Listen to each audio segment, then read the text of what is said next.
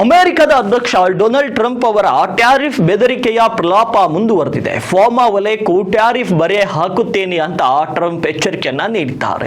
ಅಧ್ಯಕ್ಷರಿಗೆಂದು ಸಿದ್ಧಪಡಿಸಲಾದ air force one ವಿಶೇಷ ವಿಮಾನದಲ್ಲಿ ಪತ್ರಕರ್ತರೊಂದಿಗೆ ಮಾತನಾಡುತ್ತಿದ್ದ ಡೊನಾಲ್ಡ್ ಟ್ರಂಪ್ ಶೀಘ್ರದಲ್ಲೇ ಫಾರ್ಮಾ ಉತ್ಪನ್ನಗಳ ಆಮದು ಸುಂಕ ಹಾಕಲಾಗುವುದು ಎಂದಿದ್ದಾರೆ. ಇದರ ಬೆನ್ನಲ್ಲೇ ಭಾರತದಲ್ಲಿರುವ ವಿವಿಧ ಫಾರ್ಮಾ ಸೆಕ್ಟರ್ ಕಂಪನಿಗಳ ಷೇರುಗಳು ಇವತ್ತು ಹಿನ್ನಡೆಯನ್ನ ಕಂಡಿವೆ. ಭಾರತದ ಸರಕು ರಫ್ತಿನಲ್ಲಿ ಔಷಧೋದ್ಯಮ ಪಾಲು ದೊಡ್ಡದಿದೆ.